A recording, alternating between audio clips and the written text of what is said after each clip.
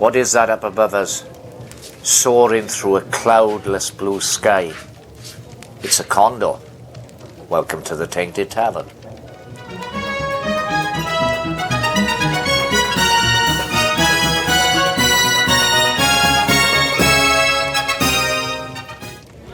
to the Tainted Tavern. Come sit inside with me. Hello, and thanks for visiting the Tainted Tavern. Now today I'm going to talk about a tobacco, what I suppose you could call a legacy tobacco over here in the UK. It's been around forever, so to speak. I have reviewed this tobacco on this channel previously, and if you go through the playlist Legacy of the Pipe, you'll be able to see that review. But the tobacco we are going to be talking about today is the mighty Condor. I bought this pouch yesterday in Tesco's, in the local Tesco's, so it's a fresh pouch because these tobaccos do tend to change slightly from time to time. And one thing that I am pleased about this is the gory artwork that they've got on the packets. They seem to have lessened that, which is quite good, because normally we see horrible pictures of a diseased lung or a foot which is missing 2 toes because they've rotted away through lack of circulation. The warning is just as extreme. It says smoking clogs your arteries, but the artwork they've used on here, it shows a twiglet that has been dipped in a bit of cream. It makes me feel rather peckish. But anyway, let's get on to this Condor tobacco. Now, I've made some notes for this because I want to talk about the legacy of the blend. So I'll be referring to these notes from time to time, which I'll place in a strategic position in a moment. But I've just had a delivery from the mailman. He's just arrived. And it's some tobacco I ordered yesterday from those wonderful folks at GQ Tobacco. Ordered yesterday, arrived today. It always seems to work that way with GQ. The delivery is absolutely superb. I know what's in here, but I thought I'd open it for you guys now. It's going to be a tin of My Mixture 965, because that's another really well-known tobacco. It has been around forever. I believe it used to be a Dunhill mixture, but these days it's Peterson's. And I've never smoked it, and I wanted to try that, so I'd be doing a review on that this week. There's some nice extra thin GQ pipe cleaners in there. Every time I order a tin of tobacco, I order a small batch of pipe cleaners, which results in the fact that up in my little tobacco cellar, I have got loads and loads and bloody loads of pipe cleaners. They're always handy. So yeah, this is Peterson of Dublin, My Mixture 965, which, as I say, I believe this used to be a Dunhill blend before Peterson bought out the rights to some Dunhill recipes.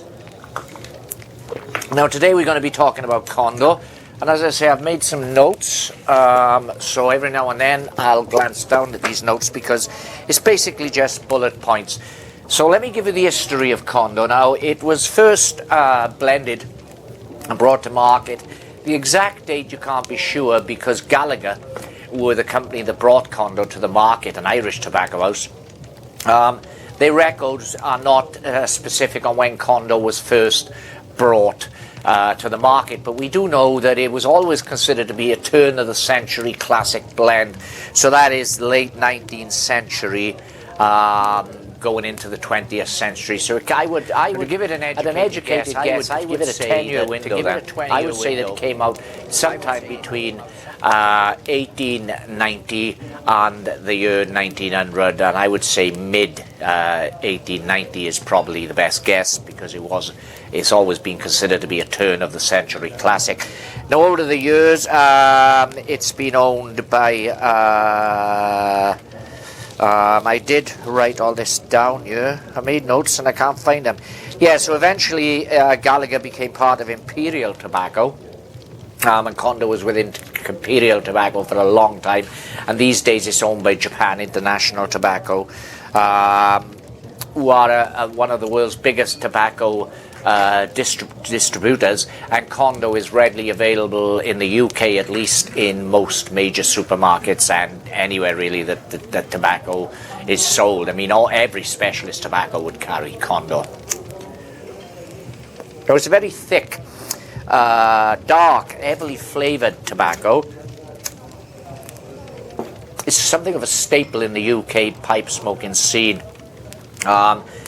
It was an hugely popular seller, and it remains today a large seller, although the pipe tobacco market is much more niche these days and sales are not what they once was. In terms of pipe tobacco sales, it remains a strong seller. Now, in Rick Newcomb's book, In Search of Pipe Dreams, he tells a story of when he smoked Condor during the late 70s, early 80s, and he remarked that he was told that it was the world's best-selling tobacco, pipe tobacco at that time. Now, I can't find any concrete evidence for that claim, although I can confidently say that it was the UK's biggest selling pipe tobacco for quite a period, and probably Europe's biggest selling pipe tobacco for quite a period. These days, in terms of sales, it tends to fluctuate with St. Bruno. At one point, the market is dominated by St. Bruno, and then it's dominated by Condor, and then they seem to jump over each other at certain times. But in 1999, figures that had been released by the original owners of Condor, Gallagher, in 1999, Gallagher owned 31% of the UK pipe tobacco market. Now, that wasn't only Condor, there were other blends, but Condor was always the market leader and Gallagher's biggest seller.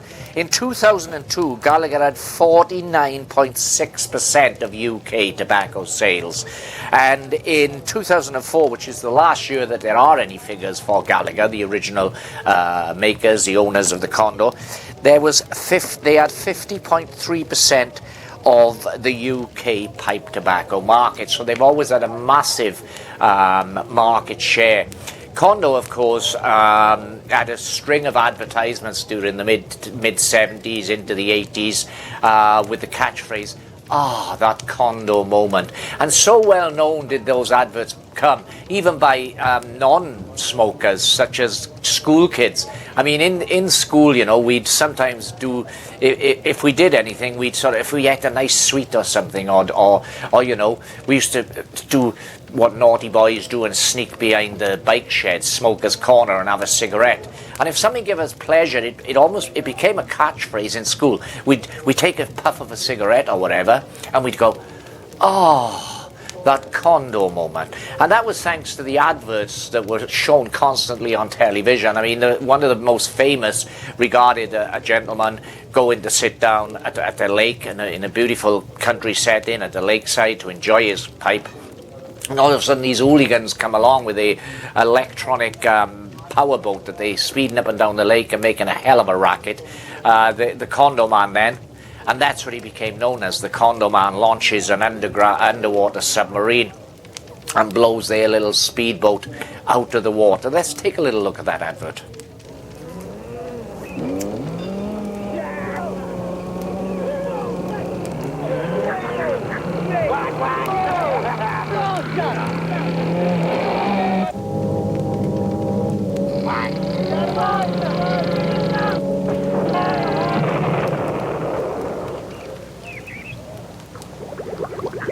Nothing should disturb that Condor moment.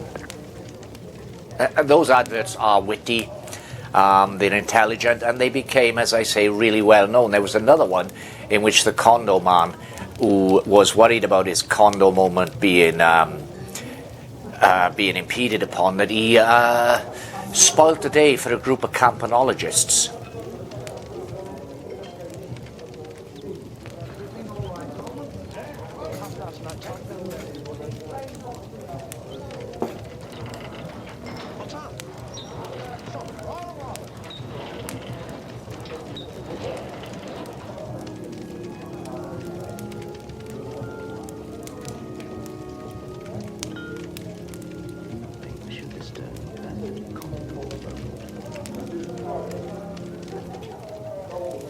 I still enjoy those adverts today. As I say, Condor, of course, is a legacy heritage blend. It seems to have been around forever. The original factory where Condor was produced in Belfast was damaged during the Blitz in World War II. one of the most distinctive aspects of Condor is its topping, its flavouring. And over the years, pipe smokers have put forward different opinions on what the topping is. Some say it's geranium, some say it's a floral oil essence. Other people say it's whiskey or rum. I'm not sure exactly what the essence is that Condor is flavoured with, although it is a very distinctive room note and a very distinctive taste. Some describe it as being soapy. I don't get that, although I must confess that back in the days when I was an early convert to pipe smoking in the 80s, there was a period where I bought a pouch of Condor and I didn't like it because I was getting that soapy sensation on the roof of my mouth, which probably comes from the topping, which I believe is essence of rose oil. But as I say, that's just my opinion. It can't be verified. The secret Condor sauce, if you like, the ingredients of Condor sauce and what it exactly is has been kept a secret for a great many years. But I did find it soapy back then. But over the years, I've smoked Condor from time to time, and there was a period, perhaps 10 years ago, where Condor was the only thing I smoked for quite a few years. I do really love the stuff. Now, modern day Condor, which is produced by Japan International Tobacco, is it different to the original Condor that I remember from all those years ago? I think it is slightly. I can't put my finger exactly on what that difference is. I still think it's a fantastic tobacco. Once upon a time, these days it seems to be the only Condor you can get is Condor ready rubbed. There was a time when you could get a Condor mild. It came in a sliced version of Condor. There was a long cut, which was the flake. There was the ready rub, the mild, Condor black, which was a stronger tobacco. And I believe, although I've never smoked that, but I believe from what I read, Condor black had a lot of latakia added to the mix. And there was also a Condor bar, which was obviously a bar which you crumbled off what you needed to smoke, and that I believe was the strongest in terms of nicotine version of Condor that there has ever been. Now, Condor is basically Virginia tobacco. It's a pure Virginia mix, but it's a mixture of dark-fired and air-cured Virginia and that famed Condor sauce. The name Condor, I've put some notes down here as I say. What I also wanted to state is when I was talking about those Condor advertisements earlier, all of these adverts in the campaign, which had the catchphrase, "Nothing should disturb that Condor moment," were made by Collett Dickerson Pierce Advertising Agency, and the submarine advert, which I showed you earlier, won an advertising award. So they was really popular. Now, the name Condor. The condor is a bird which belongs to the vulture family, and it's never been a bird that frequents the United Kingdom. It's never been part of the British nature habitat. So where did the name Condor come from? Well, back in the day when Condor was first launched, as I say, put those notes one side, I don't need those anymore. Now, back in the day when Condor was first launched, it was not unusual during the late Victorian period to name products after majestic animals, and that's got to be remembered as well, that back then very few Brits, unless they were really wealthy, would have ever seen these animals in real life. Very few of them ever left the country. The travel industry of Brits leaving the country wouldn't start until the First World War. Give them all a nice package tour to France. So naming products after these animals that people would never get a chance to see in real life and only ever had any inclination saw pictures or drawings in books and so forth became very common. You had lion tea, there was also a tiger tea. Camel cigarettes are another example of that type of thing, and of course Condor pipe tobacco. So, the name was meant to evoke strength, the majestic nature of this bird, and the silhouette of the golden condor remains on the packaging to this day. You can see the golden condor there. What does the tobacco taste like? That distinctive Condor taste, which comes from the sauce used, the topping, I feel that it's not as prominent as it once was. I think there's a new pipe smoker today who's new to pipe smoking, who's never smoked Condor and smokes it for the first time, won't get that soapy sensation. I think, anyway, unless my palate has developed so much over the years that I'm not detecting any of it now. And considering that the topping is a Lakeland style, it's, I suppose, yes, it has something like Annandale Flake from Garworth Hogarth. That's very Lakeland style tobacco, and that's got a similar topping to this, but Annandale is much more pronounced. It's a stronger topping than used on present day Condor, at least. Though I do suspect that the toppings used on Annandale Flake and Condor are very, very similar. There's not much difference there, because back in the day I remember smoking Annandale Flake and getting that same soapy sensation that I once got from Condor. Though I don't get it anymore from either variety, either Annandale nor Condor, so I think it perhaps is the development of my palate over the years. Condor's quite a delicious tobacco. Okay, now while he's enjoying that pipe down below, but I'd like to ask you to don't forget to help out the Tainted Tavern, give this Creamy. video a thumbs up, leave a comment down below, and if you haven't done so already, then please subscribe. Incredibly rich. And share the shit out of the video. The Tainted Tavern needs you. I think you get a sweet Virginia.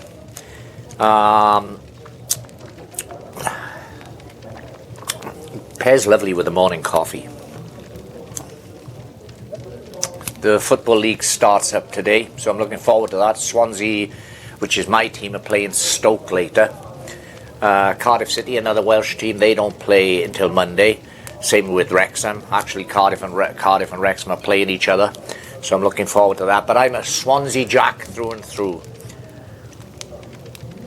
Now, I'm probably one of the only Swansea Jacks that Cardiff fans can tolerate, because I can say that I scored the winning goal for Cardiff City in 1927 FA Cup final. Because I did a programme for S4C, which is the Welsh television channel, 25 years ago I think it was, called Coupe Cardiff, in which I played Uwe Ferguson, the goal scorer of the in the 1927 FA Cup when Cardiff City beat Arsenal, and Cardiff City remain the only non-English team to ever win the FA Cup to this day. So there's a lot of animosity between Cardiff and Swansea fans. But I scored the winning goal in the 1927 FA Cup final, and that kind of endears me to them. We'll talk about my experiences of doing that. It was a 30-minute docudrama for S4C, as I say, which told the story of Uwe Ferguson, who was actually a Scottish man, and committed suicide shortly after by putting his head in a gas oven. But that's an interesting subject, I suppose, for another video down the line. Anyway, Swansea are playing Stoke today, so come on, Swansea! Yes, obviously it's going to be a Virginia taste. I mean, it's only Virginia tobaccos used in the makeup of this blend. It's the sweetness of the Virginia, but the topping, the flavouring, carries a lot of the sensation, a lot of the experience you get from Condor. I really don't find it soapy anymore, though I will put a small warning for new pipe smokers that it is possible that you'll get a soapy sensation from Condor, only because a lot of people say they do, and I know that once upon a time, as I've said, I did at one time. But what I will say, if you experience that, is don't toss the tobacco aside in disgust. Pop it one side, let it age a little bit, try a few different blends that are more in tune to your tastes, and come back to Condor, because that's what I did. Initially I threw it one side and I wouldn't buy Condor for a great many years, but during that period pipe tobacco was everywhere. It was so much easier to get, and one day I did happen to get another pouch of Condor and I really enjoyed it. And as I say, for a period, there was a period when I smoked nothing but Condor, and it does remain today out of the supermarket tobaccos, the over-the-counter tobaccos that are easy to get over here in the UK. It probably is my favourite, but I like Clan, which is the aromatic tobacco. That takes a lot of derision from pipe smokers. They say it tends to bite. It burns too quickly. I don't find that if it's smoked correctly. I like that. I also like St. Bruno. But I think out of the three, Condor would probably be my favourite. Anyway, do the usual thing with this video, you know, thumbs up, leave a comment down below and subscribe to this channel. I'm going to be quiet now. I'm going to end the video now, and I'm going to sit back and enjoy this pipe, because you know what? Nothing should disturb that Condor moment. Please come.